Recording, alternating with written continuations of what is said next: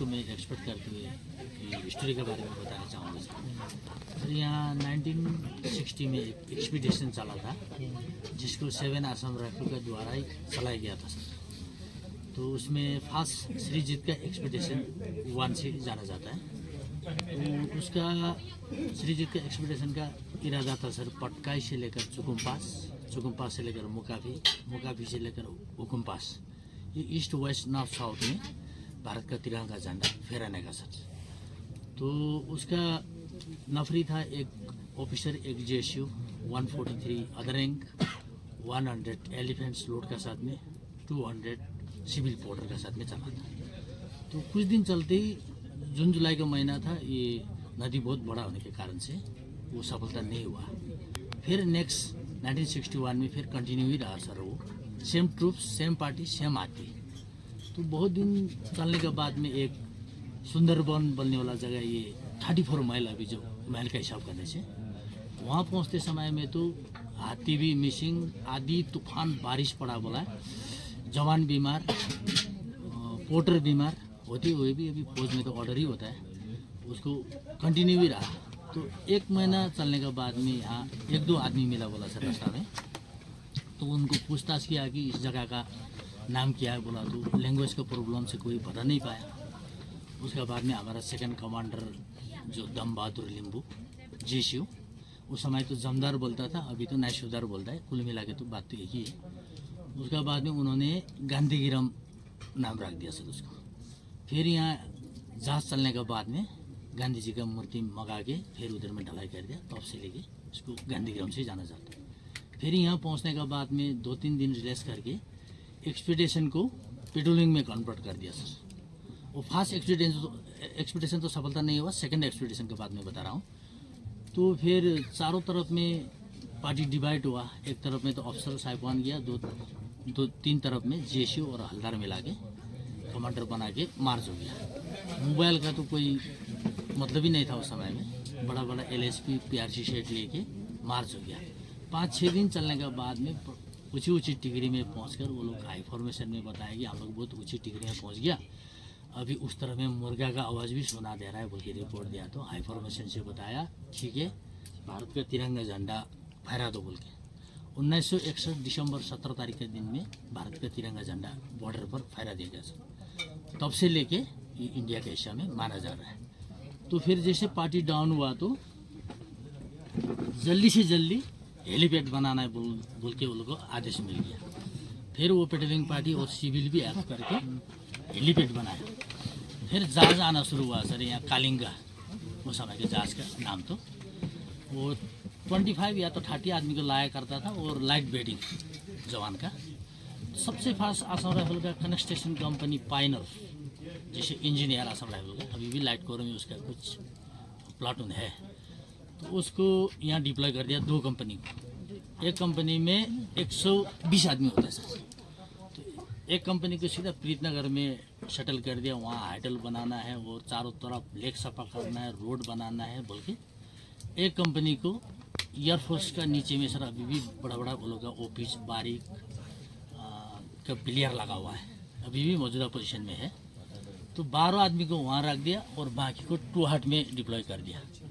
जल्दी से जल्दी एक सर्विसमैन को यहाँ सेटल डाउन करना है, ये जगह कवर करने के लिए बोल के वो लोग को घर बनाने का टास्क दे दिया। एक दिन में 2 घर बनाने के लिए ठेका सिस्टम। जैसे 23 घर बन गया तो फर्स्ट बैच 1967 to 68 में 23 घर को विथ परिवार के साथ में सेटल डाउन कर दिया। फिर घर बनते गया 1968 to 69 में सेकेंड बैच 25 फैमिलीज को विथ परिवार के साथ में सेटल डाउन कर दिया। फिर 69 to 70 में 52 फैमिलीज, मेरे पास में 4 डी है सर, वो उसको सेटल डाउन कर दिया। फिर घर बनते गया 100 घर बनने के बाद में 70 to 71 last base 4 base sir 100 आदमी को सेटल कर दिया। तो टोटल कुल मिला के 200 असम राइफल एक्स सर्विसमैन को यहाँ सेटल डाउन कर दिया। उसके बाद में वो लोग ऐसा आदेश दिया कि बिल्कुल इस जगह को बिना हुक्म नहीं छोड़ेगा, आप लोग का जो भी फैसिलिटी है, जो भी डॉक्यूमेंट्स है दिया जाएगा। वक्त आने पर हथियार लेके बॉर्डर में दौड़ना भी पड़ेगा। जो ये जगह को छोड़ के जाएगा बिल्कुल पेंशन बंद कर दिया जाएगा बोल के उनको पाबंदी लगा दिया सर।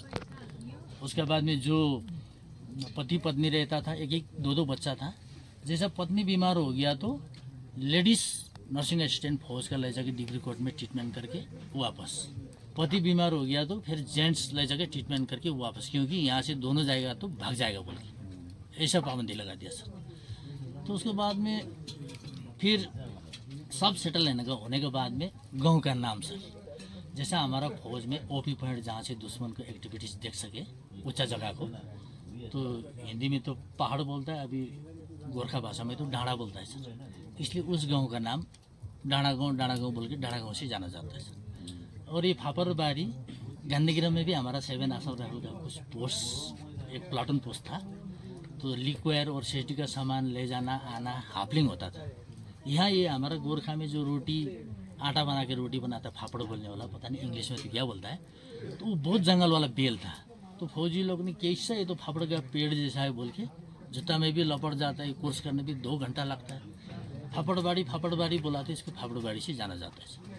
और ये गहरी गाँव जो इंग्लिश में बोलता है डीप गड्ढा, और हिंदी में तो गड्ढा ही बोलता है, उसको गोरखा में गहरी बोलता है सर, इसलिए उसको गहरी गाँव से जाना जाता है। फिर एक नदी था, बुढ़ा लोग दिन भर खेती में काम करके शाम को वहाँ एक कोई अपंग बनाता था, तो वहाँ अपंग पीने के लिए जाता था। कहाँ मिलता है बोला तो वो भौजू, जो भाभी को तो गोरखा में भौजू बोलता है सर, ये नदी को कोई मैप में भी मिलता है कि भौजू खला बोलता है। फिर रामनगर हमारा गांधीगिरम में जो छुट्टी जाने वाला आने वाला तो इंटरचेंज होता था। इन्फेंट्री बटालियन में तो मॉर्निंग जय हिंद तो नहीं था सर, जय हिंद तो मेरा जब 13 साल सर्विस हो गया उस समय में निकला था 98 में, उससे पहले तो राम राम ही चलता था। फौज में तो रेस्पेक्ट होता है, राम राम साहब बोला तो उस जगह का नाम रामनगर ही पड़ गया था, रामनगर से जाना जाता है। और फिर चिदूदी सर, हमारा माँ लोग जैसा फौज में बैठ के आया, अब खेती करने में कोई नहीं जानता है, झूम खेती जंगल काटने के लिए हो गया, तो कितना शांति जगह है, तो चिड़िया का अलावा कुछ सुना नहीं देता है बोल के उसका नाम शांति नगर से जाना जाता है। दूसरा फिर बाघ बहुत ज़्यादा था बोला, गोरखा भाषा में तो बाघ को तो चितुआ बोलता है, तो बाघ का अड्डा है बोल के चित द्वार सर, इसलिए चित द्वार है, लेकिन शॉर्टकट में चिदूदी बोलता है। फिर माझगांव जैसा हमारा प्रीति नगर में हाइडल बन रहा था, एक ट्रैक्टर लोड लेके जाना, एक आना आदमी जाना, वो सेंटर पड़ता था माझगांव। गोरखा भाषा में बीचों बीच को माझ बोलता है सर, इसलिए उसको माझगांव से जाना जाता है बीचों बीच को। फिर टूहाट 2 घर था टिगरी में, तो अफसर जाना आना फ्रेश होना, चाय ब्रेड भी होता था, उच्च जगह में 2 घर था, तो उसको 2 घर को इंग्लिश में टू हट बोल के जाना जाता है, और उसी को फिर गोरखा लैंग्वेज में 2 घर गाँव बोलता है। हट को तो घर बोलता है, इसलिए उसको 2 घर गाँव और टू हट से जाना जाता है।